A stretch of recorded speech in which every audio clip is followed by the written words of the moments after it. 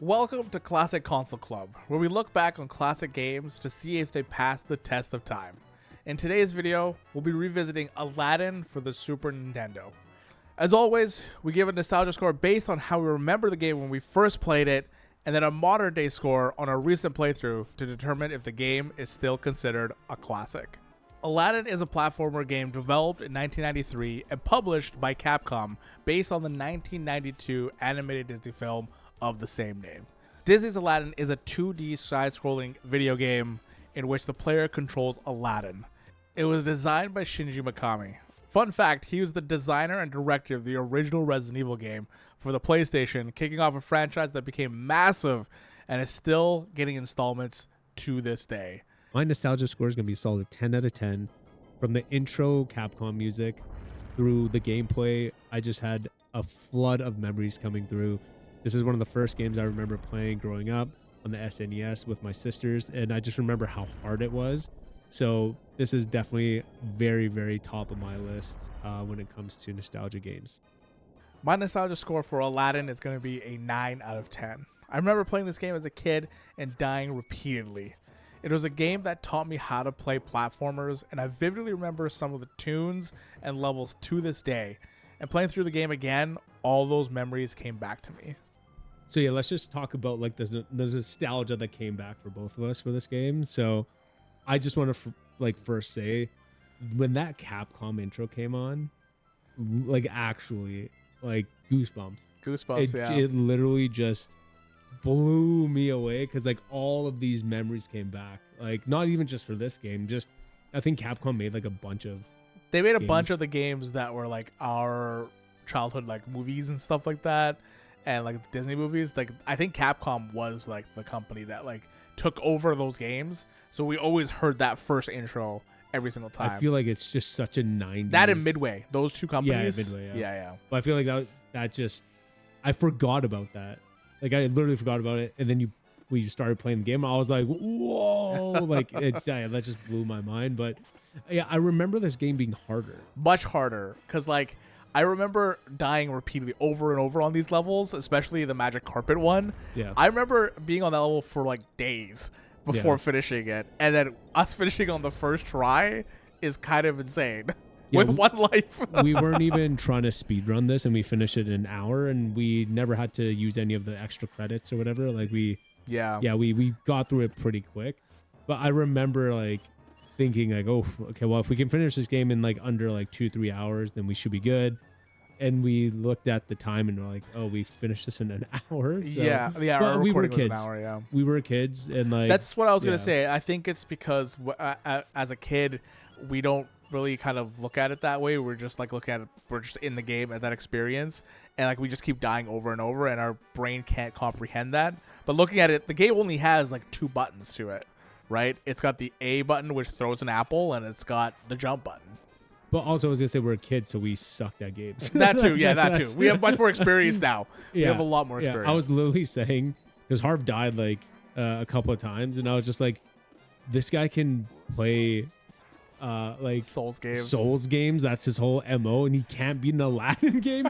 But to be fair, that was like earlier on. Then once we got the handle on the game, then it was just like riding a bike. Yeah, basically, like it just the controllers kind of just took over. And I was saying there's like rhythms to these old school games. Like nowadays you can't just blindly just keep jumping forward, and unless you're like a speedrunner and you know the hacks of the game. But this, it's like you can just keep jumping forward and like parachuting off, and you'll probably land somewhere. You'll land somewhere. Whereas like now, obviously nowadays you can't do that. But I forgot about like the style of gameplay, or like the feel of these type of games, and it brings back a lot of memories. The one thing that I will say about this game that kind of was nice, it's like when you're going through the side-scrolling levels, when you're going through them, it, like you said, it feels like a rhythm, and you just kind of keep going forward the whole time. If you stop, I feel like that momentum breaks and the rhythm breaks, and so you just keep going forward, and like you just don't stop. You just keep going. Fox, dude. Fox. Like, for sure. Like that's the great way to put it. And I honestly do feel like the developers like got a sense of that, because then later on in games they're like, oh, but there's like secret parts to level. Like there was a few here where it's like if you went too fast, like you'd miss like a bonus life or things like that. But then I was saying while we were playing, I was like, oh, like I don't think you can like jump off, like where like it might be like a death to your, like if we fall down, but like later on in games they're like, no, that's actually like a secret level. Yeah. You know what I mean? Yeah. So I think like I feel like they noticed like, yeah, there's a rhythm to this where you can just like finish this game in like 20 minutes if you want. And I feel like they're like, okay, let's make it so that there's like additional parts to the level that you can like go to. Like Donkey Kong had like so many of those. Yeah, that's the one that was in my mind, was Donkey Kong, because you have to get the whole Kong thing, and so that Kong is like in like different areas of the map where you have to go into and grab those letters. It looks like a pit of death where you go in there, yeah, and it's like a barrel that shoots you up into the sky and you get a K. Yeah, exactly. Exactly. Yeah. The one thing I want to say about this game, just quickly, is the music. Absolutely loved every part of this game when it comes to music. They nailed it. I literally, during the game and even after the game, I just kept singing.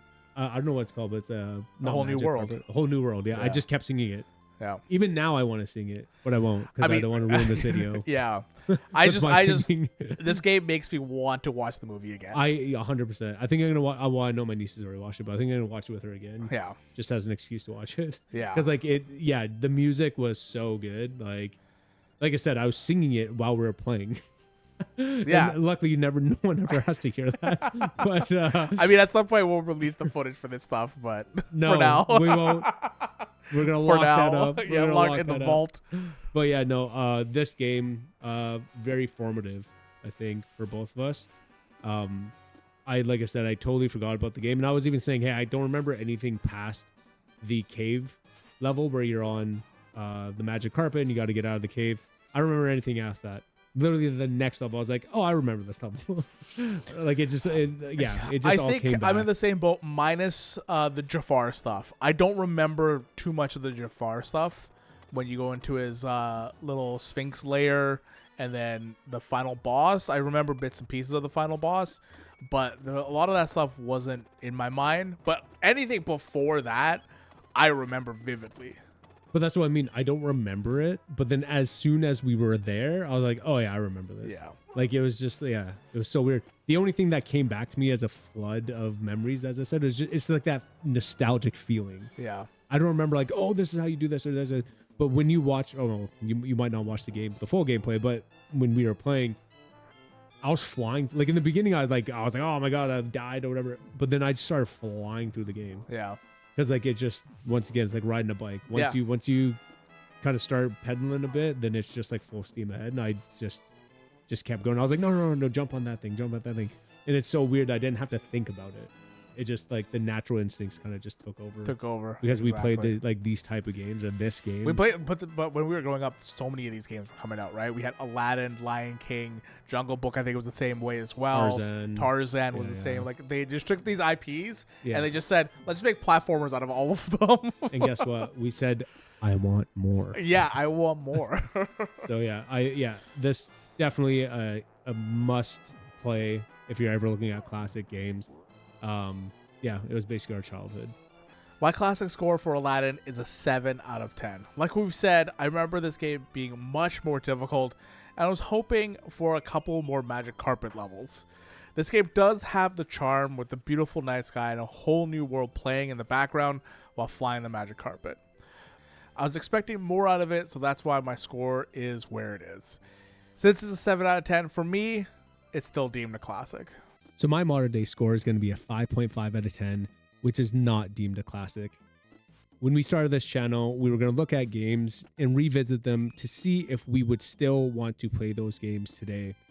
And as much fun as I had kind of going through memory lane, playing this game, listening to the music, like just being captivated as I was as a child, I would not recommend someone else like play this game unless they were a child themselves, because I think this is a great first game to like get into, just to learn about games and kind of get the feel for games. But if you weren't an adult who played this game growing up, I just don't see you being like, oh wow, that was like, this is a classic game that I could play over and over and over again. So as much as it hurts me to say, I won't say that this is deemed a classic. I do love this game. It is a core memory of mine. I will always love playing this game, but I would not be able to deem this a classic. Thank you so much for watching the video, you guys. If you guys like it, hit that like button. If you guys like the content on the channel, hit that sub button. We'd really appreciate it. What did you guys think about Aladdin? Did you guys play it growing up? What are your guys' thoughts on the game? Thank you guys so much for watching, and we'll see you guys next time.